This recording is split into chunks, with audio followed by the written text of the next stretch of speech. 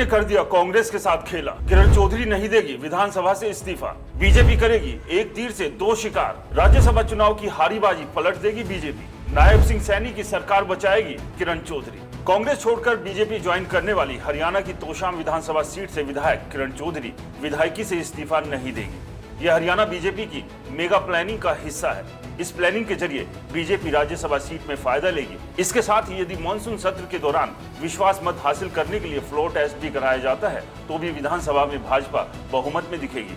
अभी ऐसे कयास लगाए जा रहे हैं कि किरण चौधरी या श्रुति को बीजेपी हरियाणा से हाल ही में खाली हुई एक राज्यसभा सीट के लिए आगामी कुछ दिनों में होने वाले उपचुनाव में उम्मीदवार बना सकती है।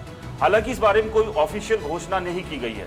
किरण या श्रुति के अलावा भी पार्टी कोई अन्य उम्मीदवार बनाती है तो भी बीजेपी कांग्रेस के मुकाबले मजबूत स्थिति में रहेगी। राजनीति के जानकारों के मुताबिक बीजेपी ने जानबूझकर सोची समझी रणनीति के तहत किरण से इस्तीफा नहीं दिलवाया है। अगले कुछ दिनों में हरियाणा में खाली हुई राज्यसभा सीट के उपचुनाव में मतदान की जरूरत होगी, तो उस स्थिति में किरण सदन में कांग्रेस विधायक रहते हुए भी बीजेपी उम्मीदवार के पक्ष में मतदान कर सकती है।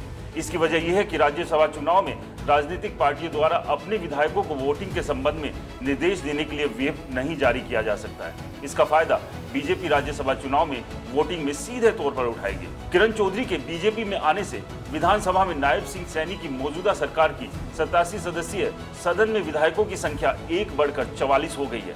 इस संख्या में बीजेपी के 41 विधायक है, जबकि एक गोपाल कांडा, किरण चौधरी और एक निर्दलीय विधायक शामिल है। क्योंकि अभी सदन में 87 विधायक है, ऐसे में बहुमत का आंकड़ा 44 हो गया है जो बीजेपी के पास है। यदि मानसून सत्र के दौरान विश्वास मत हासिल करने के लिए फ्लोर टेस्ट भी होता है तो बीजेपी यहां विपक्ष के मुकाबले बहुमत दिखा देगी और ये बहुमत किरण चौधरी की वजह से एक बढ़ जाता है। किरण चौधरी के इस्तीफा न देने के फैसले को लेकर कांग्रेस भी अलर्ट हो गई है। कांग्रेस ने स्पीकर को लिखित में किरण की सदस्यता समाप्त करने के लिए लेटर भेज दिया है। लेटर में लिखा है कि चौधरी ने पार्टी छोड़ दी है और सदन की उनकी सदस्यता रद्द कर दी जानी चाहिए। हालांकि इसके बारे में स्पीकर को प्रतिनिधित्व मिल जाता है तो उन्हें यह तय करना है कि वह विधायक के रूप में बनी रह सकती है या नहीं। सूत्रों के मुताबिक इस संबंध में जल्द ही कोई निर्णय आने की संभावना फिलहाल दिखाई नहीं देती है।